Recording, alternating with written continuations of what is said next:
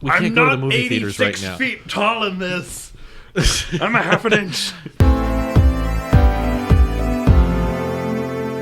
So I was watching a movie last night on Apple TV Plus. First time I'd done that in a while. That Tom Hanks Greyhound. Highly recommend. I heard he was heartbroken that it was coming out on TV Plus. He was? Yeah. He said there is a noticeable loss of audio and video quality. I don't know. I felt kind of weird about that. I couldn't tell if he was talking about like Blu-ray versus streaming or if he was talking about movie theater, in which case I'm like, well, Tom, we can't go to the movie theaters right now. I'm not 86 feet tall in this. I'm a half an inch. And also, like, go ahead. Talk about Greyhound. I'll go off. Yeah, it was a really good story. I'm always into World War II stuff. Like, that's my favorite history period.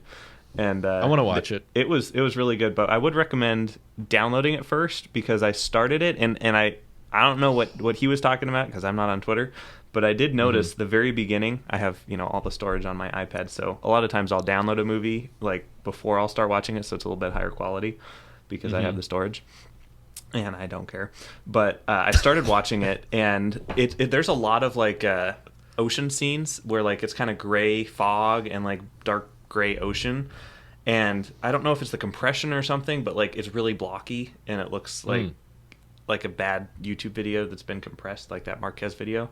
And so about 3 minutes in, I just stopped it and downloaded the video, and I watched it again, and I had it up on my chest, and I was watching it, and it was very immersive, and I was like, I can still see pixels. I want more pixels on my iPad next year. Did it look better after you downloaded it? It did. It looked a lot better. Okay. It looked a lot better.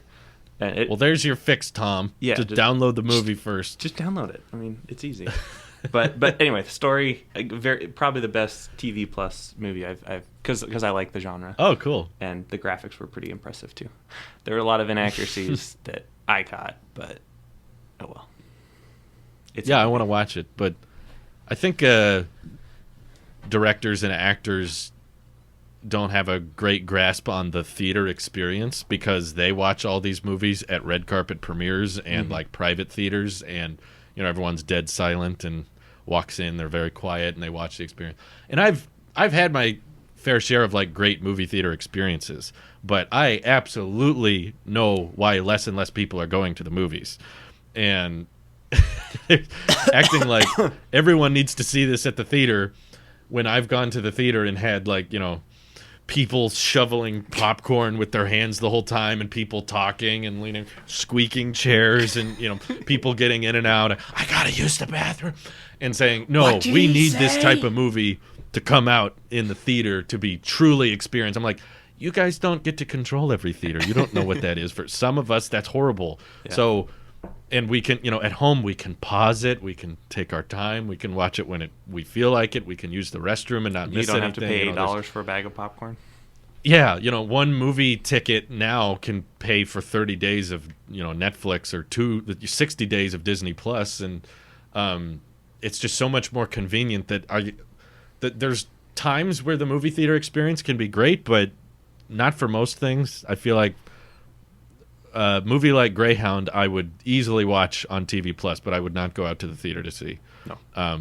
That kind of thing. So when I hear directors and actors talk about like, oh, I hate that we're moving towards streaming, I'm just like, you can't control every theater experience. It is totally different for what it could be for the red carpet or the IMAX premiere, because we all have to get together in these big rooms, and now with the pandemic going around, it just makes more and more sense. Like, yeah, just push stuff on streaming sites. Just move on. This is the way the world's going. I don't know. That's my Gen Z approach, I guess. What do you think, I'm not into the theater thing. Do you enjoy the theater experience? The theater. something, the theater. I've had good ones. People try to sell the, Adobe Sound, surround sound, IMAX. Theoretically, this also has Dolby Sound. What's Yeah, this? we can get spatial audio on our AirPods too. So. Well, there's a little badge: 4K, Dolby Vision, Dolby Atmos. What's HDR. this? The iPad? The Greyhound movie. Oh. I'm like, it checks all the boxes. Am I being? How do you watch that? Do you have to get an Apple TV with some Samsung $8,000. Apple TV supports the Dolby Audio stuff, so if you have the surround system, it'll work. It sounded pretty good on my AirPods. Just say that's the way of the future. That's where things are going. I mean, there have been movies I've gone to the theater and they were awesome. Particularly, like occasionally a Star Wars or a Marvel, like Avengers Endgame was amazing in the theater. You can't because, watch that on your phone. The audience was all into it. They laughed at all the jokes. They cheered at all the cool moments. And no one That was got a the cool pixel theater reference. I was the only one barfing in the entire theater. Right, but the 5 years in the future, you're like not going to be giant- using a Pixel 3, please. No, not in 5 years, especially. But not every movie is going to be a big event like that. Yeah. So I think going to the theater has to be less and less common as time goes on, especially now with the virus and everything. So I'm just like, you know what? The better you can make content to be streamed at home, the healthier everyone can be. And in my opinion, I've had great, fantastic movie experiences in my own living room. I don't need the big stage. I don't need the big screen and the crowd full of people that are coughing and eating to have the true experience. But that is that's just one man's opinion. I can live without the theater. It's a dying business model. When was the last time you guys went to the theater? Endgame? Let me tell you. Was it Wait. Star Wars? Star Wars? Did Star Wars come after Endgame? Yeah. Oh yeah, Star Wars. that was last year. Star Wars. Yeah. And there's not another Star Wars coming out. I don't know if I'm gonna see Black Widow in the theater. That feels like something I'd rather just watch on Disney Plus at this point. Yeah. I'm trying to man. remember. It's been that long. I feel like this is the new norm. I think we're just going to stop going to the theater more and more as time goes on. There's just not like... It's too expensive. You're right. It's a dated business model. It is. The concessions is where the theaters make their movies anyway, or their money anyway. So it's like it's that's what it is now, because the way theaters have their business model or their agreements with studios is opening weeks. Studios get most of that revenue back to them, and then the theaters can get afterwards. Star Wars was the last movie I saw in a movie theater. Wow. Same. Before that, Fast and Furious, Spider-Man, Lion King. My goodness.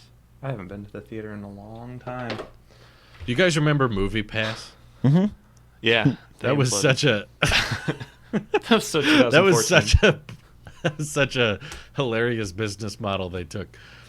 I remember hearing about Movie Pass. They were like, $10 a month, you can watch as many movies as you want. And I was like, how do they make money off that, though?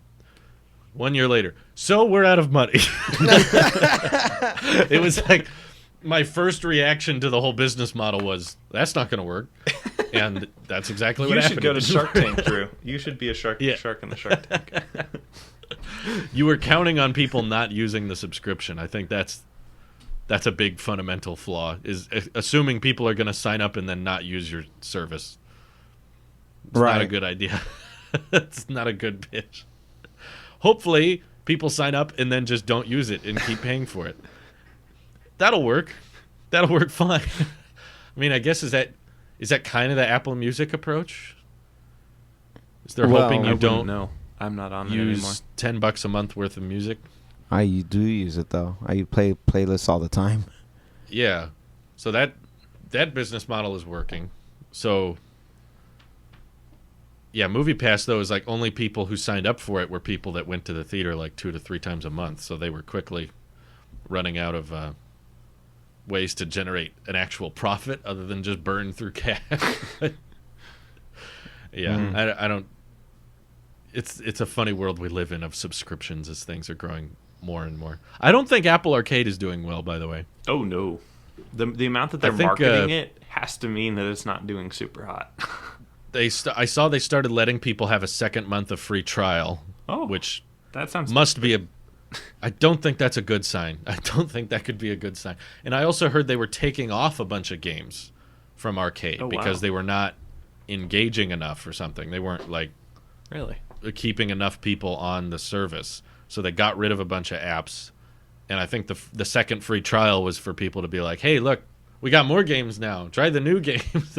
It's not the same game library as before. Try out the new stuff. So I guess Apple doesn't have to disclose how those services are doing. They're not required to, because they can bundle all their services in one revenue stream, right? They can, when they're reporting their earnings report, they can just say services. So but I think we at some don't get point to know. Tim wants to get up on stage and be like, so we introduced some services how many years ago. This is how many Apple Card users we have. 10 million or whatever, some big number. This is how many, News Plus services we have, -5.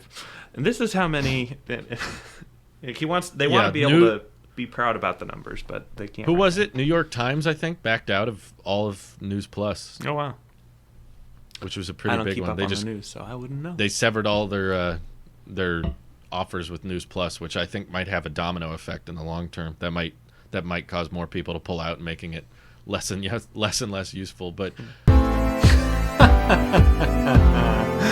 oh, well, that was a good show. If you made it to the end of this video, that means you're either a really big fan or you fell asleep halfway through it.